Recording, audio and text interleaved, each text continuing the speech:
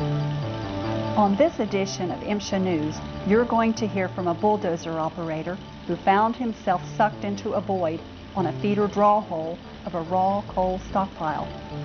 Because of the safety features his company installed after a previous accident, Roger is alive to tell us his story.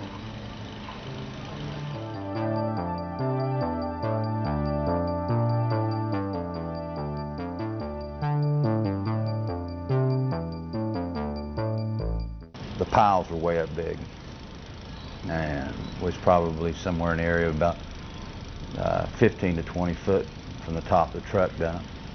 Where the trucks were coming in and dumping, and the feeders weren't opening. One of them opened, number 3 feeder opened. So I was basically taking the coal from what the trucks were dumping and pushing it to the number 3 feeder, and more or less trying to keep the truck drivers happy, keep them moving, and keep a little bit of coal coming to the plant. And I'd clean as much as I could away from the wall, and then I'd go back at digging at the number 4 feeder, trying to open it up. Really, there was more coal coming in than I could get rid of in one feeder, so it piled up on me pretty good. So I started cutting towards, cutting the pile away from the wall again towards the number 3 feeder, because it was getting in my way of digging out the number 4.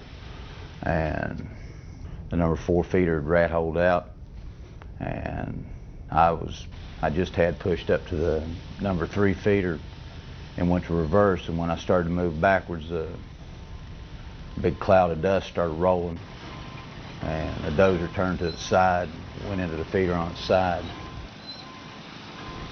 I guess the blade or whatever, something turned to let the dozer turn back around to where it was just sitting on its tail like that. And after the dust cleared, I had about maybe 2 foot of window that I could still see out of. And when I looked out, it was like I was in a jug. Everything was just over top of the dozer, and I was looking out through a hole. So I just stayed where I was at. I started hollering at the control room operator and told him to shut the feeders off on the FM radio.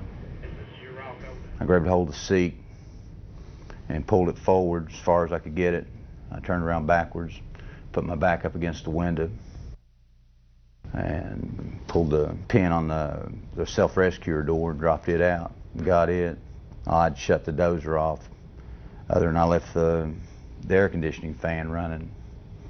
So if there was any air around the machine, I could draw off of it rather than just worrying about the rescuer.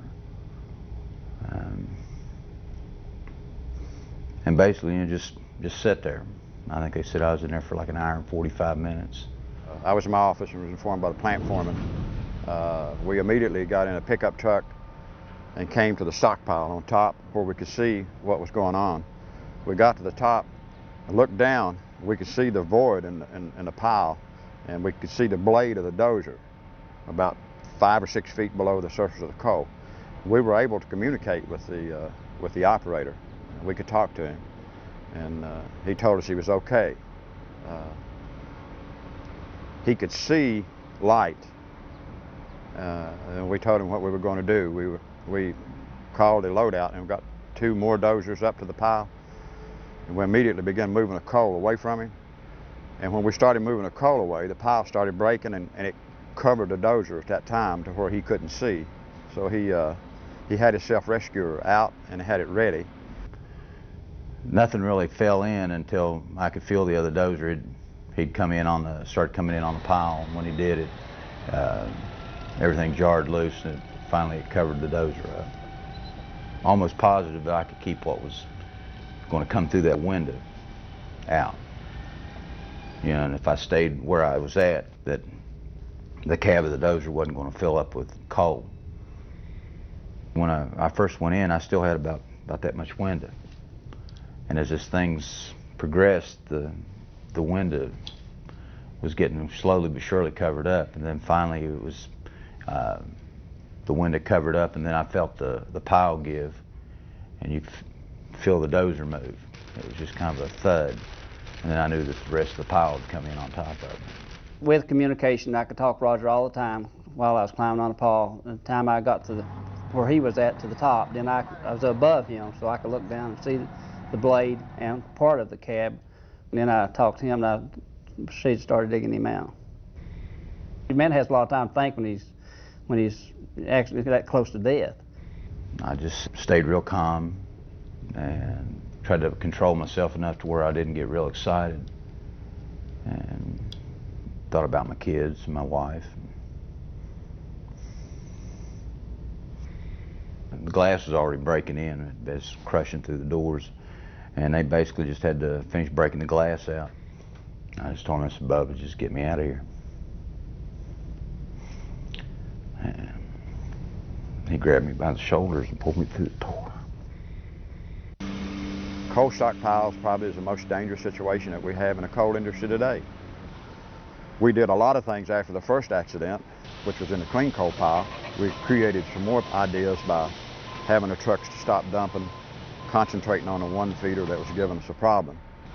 When the man was rescued, we came back to the stockpiles and we started evaluating. And at that time, we put balls directly above the feeders to mark exactly where the feeder was, so when the stockpile would be high, that we would know underneath, because when the piles get high, you would have no way to really tell exactly where it's at, but the ball hanging directly over helps it. We also installed lights of telling us which feeder was running. That would give all outside personnel that would be on the property would not be familiar with this operation. They would know which feeders are running so that they would know which ones to stay away from. Also, we went inside our tunnels at the feeder where the draw holes inside. We placed switches that would automatically cut the feeder off if the coal would quit feeding down. If it would go empty, that would be plugged off, so we would know it was blocked. It would automatically shut the feeder off. We put cameras on the stockpile so we could monitor the dozers.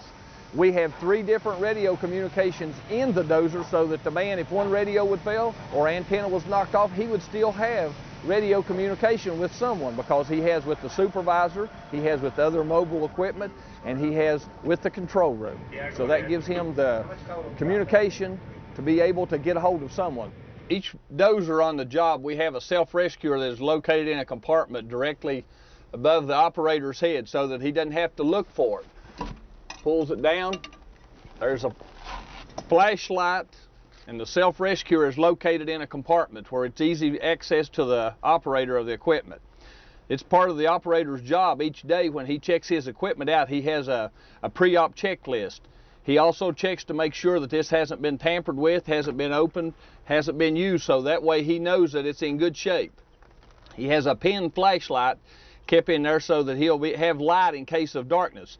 Some of the operators even go as far enough to go ahead and even store extra sets of batteries for the flashlight to have it.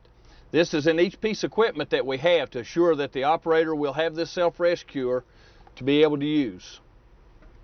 We added extra glass into the dozer. We got a special glass that's made bigger than the opening that's supposed to be. It won't cave in, but you can kick it out if you're fouled in the dozer.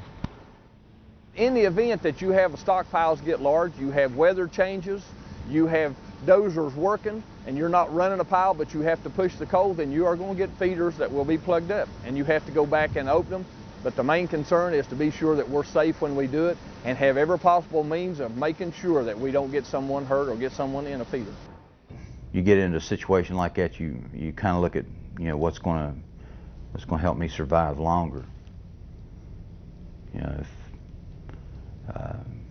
staying calm is going to conserve the air that's in the cab, stay calm. If you're on that stockpile and you see you're going down a hole, sit tight. Absolutely do not get out of that dozer. Don't even attempt it, because if you try to get out of that thing and get behind it or under it or coal falls on you, there's no change for you. Stay in the dozer, because you come out, you may go through the feeder.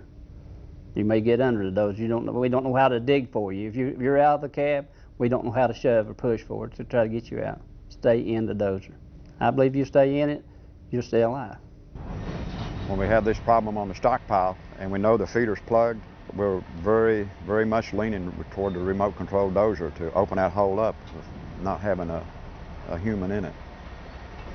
So it will happen, and it'll happen again. I know it will. Somewhere in the country, somebody will get in a coal pile with a piece of equipment. In the last 10 years, there have been 4 fatalities involving bulldozers falling into surge piles. Some of these fatalities could have been prevented if the safety ideas presented in this video were followed. Charts can be used to indicate the stockpiled material's angle of draw and to suggest the safest working distance from the draw hole. Remember, the higher the surge pile, the larger the hidden void can be. Report unsafe and hazardous working conditions and share safe working ideas with your supervisor and coworkers to help eliminate surge pile fatalities. Additional surge pile safety information is available on MSHA's webpage.